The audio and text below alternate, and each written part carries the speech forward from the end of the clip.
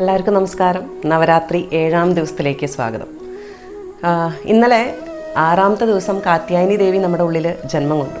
കാത്യായനി ദേവി ജന്മം കൊണ്ടു കഴിഞ്ഞപ്പോൾ പറയാൻ വിട്ടുപോയൊരു കാര്യം ഉണ്ടായിരുന്നു, നമ്മുടെ ചക്രങ്ങളെക്കുറിച്ച്. അതിൽ കമൻസിൽ ഒരാൾ ഓർമ്മിപ്പിക്കുകയും ചെയ്തിരുന്നു, ഒരുപാട് നന്ദി ഓർമ്മിപ്പിച്ചതിന്. നമ്മൾ വിട്ടുപോയൊരു ചക്രമുണ്ട്. 6ാമത്തെ ദിവസമാണ്, 6ാമത്തെ ചക്രമാണ് നമ്മൾ ഉണർത്തിയത്, ആജ്ഞാചക്രം. ആജ്ഞാചക്രം എന്ന് പറഞ്ഞാൽ 2 പിരികത്തിൻ്റെയും മധ്യത്തിൽ, ഭ്രൂമധ്യത്തിലുള്ളതാണ് ആജ്ഞാചക്രം. ഇൻസൈറ്റ് എന്നൊക്കെ നമ്മൾ പറയണം, ഉള്ളിലേക്ക് നമുക്ക് തിരിഞ്ഞു നോക്കാനായിട്ട് സഹായിക്കുന്ന. നമ്മൾ കഴിക്കുന്ന ഭക്ഷണമെല്ലാം വായിലൂടെ കഴിക്കുന്നത് മാത്രമല്ല നമ്മൾ ഭക്ഷണം. നമ്മൾ കാണുന്നത്, കേൾക്കുന്നത്, തൊടുന്നത്, പിടിക്കുന്നത് എല്ലാം ഭക്ഷണമാണ്. അപ്പോൾ അങ്ങനെയാണെങ്കിൽ നമുക്ക് കിട്ടുന്ന വൈബ്രേഷൻ എനർജി നമ്മുടെ ഉള്ളിലേക്ക് പോകുന്ന ഭക്ഷണം തന്നെയാണ്. അതേപോലെ തന്നെ ആ ഭക്ഷണം നമുക്ക് തിരിച്ചറിയാനായിട്ട്, നമ്മുടെ ഉള്ളിലേക്ക് നമുക്ക് തിരിയാൻ, ഈ പ്രപഞ്ചം മുഴുവൻ നമ്മുടെ ഉള്ളിലുണ്ട് എന്നുള്ളത് കൃത്യമായിട്ട് മനസ്സിലാക്കാനായിട്ട് ആജ്ഞാചക്രം നമുക്ക് അത്യാവശ്യമാണ്. ആ ആജ്ഞാചക്രത്തിലേക്ക് എത്തുക നമ്മുടെ എനർജി എന്ന് പറഞ്ഞാൽ അത്രയും ഹയർ ലെവലിലേക്ക് നമ്മൾ എത്തിയെന്ന് അർത്ഥം. ഇനി അടുത്തത് സഹസ്രാര പത്മമാണ്. ഇന്ന് 7ാമത്തെ ദിവസമുള്ള ദേവിയാണ് കാളരാത്രി. അപ്പോൾ കാലം എന്ന് പറഞ്ഞാൽ അറിയാലോ, മരണം അല്ലെങ്കിൽ ഡെത്താണ്, അവസാനമാണ്.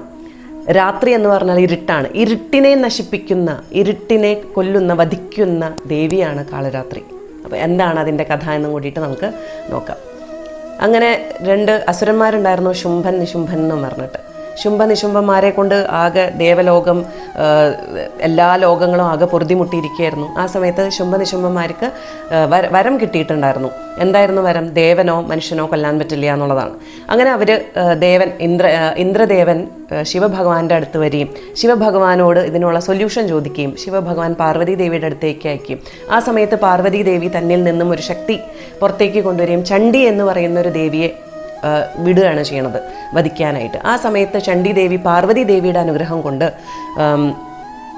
കാളിയെ ഉണ്ടാക്കുന്നു, കാളിയെ നിർമ്മിക്കുന്നു.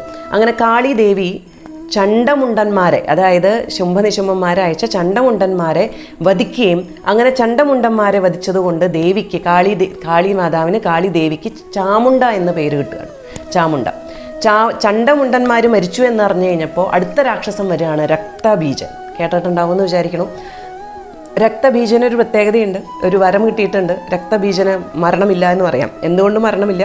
എവിടെ രക്തബീജനിൽ നിന്ന് രക്തം ഒരു തുള്ളി വീണു, അതിൽ നിന്ന് വീണ്ടും ഒരു രക്തബീജൻ ഉണ്ടാവും. അപ്പോൾ എവിടെയൊക്കെ രക്തം വീഴുന്നു അവിടെയൊക്കെ രക്തബീജൻ വീണ്ടും ഉണ്ടായോണ്ടിരിക്കും. അപ്പോൾ രക്തബീജന് മരണമില്ല എന്നുള്ള പോലെയാണ് വന്ന് കാളി ചാമുണ്ടയുടെ കൂടെ യുദ്ധം ചെയ്യുന്നത്. അങ്ങനെ യുദ്ധം ചെയ്ത് മനസ്സിലായി ചാമുണ്ടയ്ക്ക് ഇങ്ങനെ കൊല്ലാനായിട്ട് പറ്റില്ല എന്ന്. എന്ത് ചെയ്തു?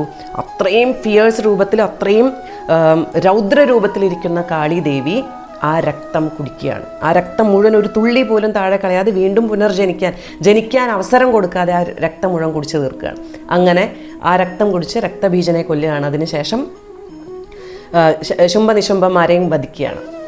ഇങ്ങനെയാണ് കാളരാത്രിയുടെ കഥ. കാളരാത്രി 4 കൈകളാണ്, അത്രയും രൗദ്രമായിട്ടുള്ള രൂപമാണ്. അതിൻ്റെ ഒപ്പം തന്നെ കാളരാത്രിയുടെ വാഹനം എന്ന് പറയുന്നത് കഴുതയാണ്. ഈ കഴുത എന്നൊക്കെ പറയുമ്പോൾ നമുക്ക് ഒരു പുച്ഛ കഴുത എന്ന് പറയുമ്പോൾ, എന്തുകൊണ്ടായിരിക്കും കഴുത വാഹനം? എല്ലാ ദേവന്മാർക്കും മൃഗങ്ങൾ അല്ലെങ്കിൽ എന്തെങ്കിലുമൊക്കെ നമ്മൾ ഈ പുച്ഛത്തോടു കൂടി കാണുന്ന മൃഗങ്ങൾ വാഹനമായിരിക്കും. ഹിന്ദുക്കളെ കുറിച്ച് പറയുമ്പോൾ ഇവർക്ക് പൂജിക്കാനായിട്ട് കണ്ട ചെടികളും മരങ്ങളും മൃഗങ്ങളെയൊക്കെ പൂജിക്കും എന്ന് പറയും. നമ്മുടെ സംസ്കാരം അനുസരിച്ച്, ഭാരതീയ ഹിന്ദു സംസ്കാരം അനുസരിച്ച് നമ്മൾ ചെറിയ പുല്ലിനെ പോലും നമ്മൾ തൊഴുന്നവരാണ്.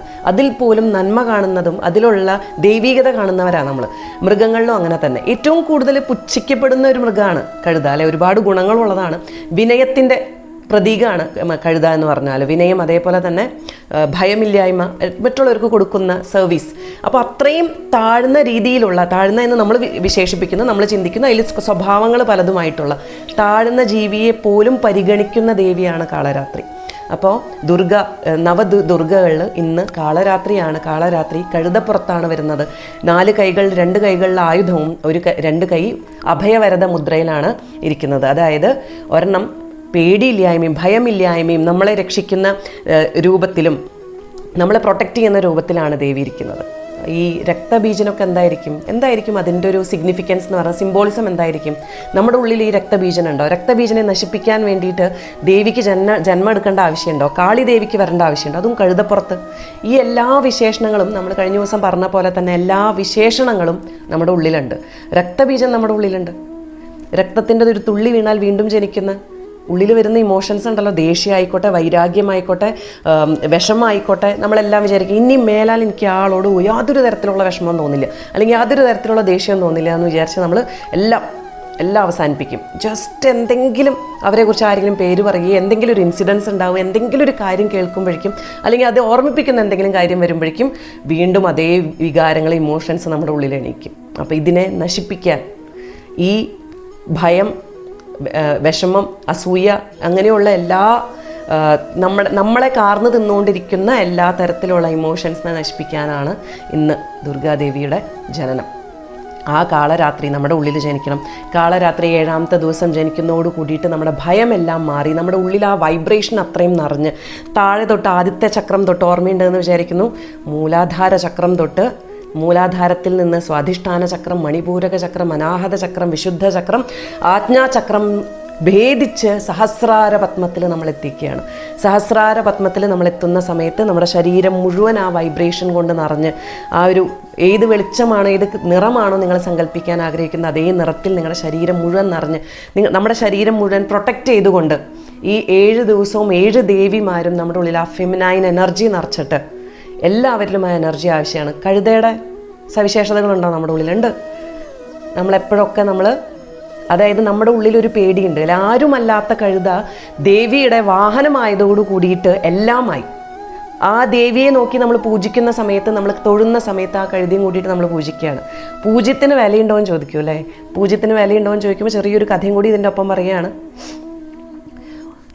2 വന്നിട്ട് 1നെ അടിക്കുകയാണ്. വന്നു കഴിഞ്ഞിട്ട്, കാരണം 2 ഒന്നിനേലും വലുതാണ്, 2 വന്നിട്ട് 1നെ അടിക്കുകയാണ്. 3 2നെ അടിച്ചു. അപ്പോൾ 4 3നെ അടിച്ചു, 5 4നെ അടിച്ചു, 6 5നെ അടിച്ചു, അങ്ങനെ അടിച്ച് ലാസ്റ്റ് 9 8നെ അടിച്ചു. 9 8നെ അടിച്ചു കഴിഞ്ഞപ്പോൾ 1ന് തോന്നി, ആഹാ ഞാൻ മാത്രം വെറുതെ ഇരിക്കേണ്ട ആവശ്യമുണ്ടോ, എൻ്റെ താഴെ ഒരാളുണ്ടല്ലോ പൂജ്യം, അടിക്കാമെന്ന്. അങ്ങനെ അടിക്കാനായിട്ട് പോയപ്പോൾ എന്ത് ചെയ്തു? അടിക്കാനായിട്ട് പോയ സമയത്ത് 1 പൂജ്യത്തിൻ്റെ അടുത്തിരുന്നു. എന്നിട്ട് പറഞ്ഞു, ഞാൻ നിൻ്റെ ഇപ്പുറത്തിരുന്നാൽ ഇവരെക്കാളും ഒക്കെ വലുതാവും ഞാൻ. പൂജ്യത്തിന് വിലയില്ല, പക്ഷേ 1 അടുത്ത് വന്നാൽ പൂജ്യത്തിന് വിലയായി. ജസ്റ്റ് ഒരു ചെറിയൊരു കഥ, സിംബോളിസം പറഞ്ഞു എന്ന് മാത്രം. പറഞ്ഞു വന്നത്, നമ്മുടെ ഉള്ളിലുള്ള നമ്മൾ ഒളിച്ചു വെച്ചിട്ടുള്ള കോംപ്ലക്സസ് ഉണ്ട്. നമ്മുടെ നിറം, ഭംഗി, സംസാരം, പലരുമായിട്ട് നമ്മൾ കമ്പയർ ചെയ്യുമ്പോൾ അങ്ങനെയുള്ള ഒരുപാട് കോംപ്ലക്സസ് ഉണ്ട്. ഇത് മുഴുവൻ മാറാനായിട്ട് നമ്മുടെ ഉള്ളിലുള്ള ശക്തി എന്താണെന്ന് മനസ്സിലാക്കി, നമ്മുടെ പൊട്ടൻഷ്യൽ എന്താണെന്നുള്ളത് മനസ്സിലാക്കി അത് പുറത്തു കൊണ്ടുവരാൻ നമുക്ക് സാധിച്ചാൽ ഈ പറയുന്ന എല്ലാ ഭയവും, ഈ പറയുന്ന എല്ലാ ഞാൻ ചെറുതാണെന്ന് തോന്നുന്ന ഫീലിങ്സ് ഒക്കെ മാറ്റി നമുക്ക് ആ ദേവി രൂപത്തിലേക്ക്, ആ പ്രഭയിലേക്ക് നമുക്ക് എത്താനായിട്ട് പറ്റും. നമ്മുടെ ഓറ മുഴുവൻ ക്ലീൻ ചെയ്ത് നമുക്ക് ശുദ്ധമായ പ്യുവറായിട്ടുള്ള ആ ഒരു ഫോമിലേക്ക് എത്താനായിട്ട് പറ്റും. ഇനി കാളരാത്രി ശുംഭനിശുംഭന്മാരെ വധിച്ച് ആ ഒരു രൗദ്രഭാവം നിൽക്കുന്നില്ല, ആ രൗദ്രഭാവം മാറാതായപ്പോൾ ദേവന്മാർ പിന്നെ മുന്നിൽ കാണുന്നത് മുഴുവൻ നശിപ്പിക്കുകയാണ്. ആ നശിപ്പിച്ചു വന്നു കഴിഞ്ഞപ്പോൾ ദേവന്മാരെല്ലാവരും ചെന്നിട്ട് ശിവഭഗവാനോട് പറയും. ശിവഭഗവാൻ അങ്ങനെ ദേവിയുടെ താഴെ വന്ന് കിടക്കുകയാണ്. അങ്ങനെ കാലെടുത്ത് വയ്ക്കുന്നത് ശിവഭഗവാന്റെ നെഞ്ചത്ത് മുകളിലേക്ക് ആയി കഴിഞ്ഞപ്പോൾ ദേവിക്ക് ആകെ എന്നുള്ളൊരു ഭാവത്തിലേക്ക് എത്തി. കാരണം ഞാൻ ചവിട്ടിയത് ഭഗവാനെയാണ്, ശിവഭഗവാനെയാണ്. അങ്ങനെ ദേവി ശാന്തമാവുകയാണ് ചെയ്യുന്നത്. അപ്പോൾ ദേവിക്ക്, അതായത് ശിവഭഗവാനെ ചവിട്ടിയതിലൂടെ ഒരുപാട് വിഷമം തോന്നുകയാണ്. അങ്ങനെ ദേവി ശാന്തമാവുകയാണ് ചെയ്യുന്നത്. അപ്പോൾ ദേവി നമ്മളെ പ്രൊട്ടക്റ്റ് ചെയ്ത് കഴിഞ്ഞിട്ട് നമ്മളെ സംരക്ഷിച്ചുകൊണ്ട് എല്ലാ ഭാവങ്ങളും, എല്ലാ ചെറിയ വലിയ എല്ലാ തരത്തിലുള്ള നമ്മുടെ ഭയത്തിനെ മുഴുവൻ മാറ്റിയിട്ട് നമ്മളെ ശുദ്ധമാക്കിക്കൊണ്ട്, നമ്മൾ ആ എനർജി നിറച്ചുകൊണ്ട് ഇന്ന് 7ാം ദിവസം നമ്മുടെ കൂടെ നിൽക്കുകയാണ്. അപ്പോൾ 7ാമത്തെ ദിവസം നവരാത്രി 7ാമത്തെ ദിവസം നമ്മുടെ ഉള്ളിലും ആ ചക്രങ്ങൾ മുഴുവൻ ഉണർത്തി സഹസ്രാര പത്മത്തിലേക്ക് എത്തട്ടെ എന്ന് ആശംസിച്ചുകൊണ്ട് എല്ലാവർക്കും നവരാത്രി 7ാം ദിവസം നേരുന്നു. നമസ്കാരം.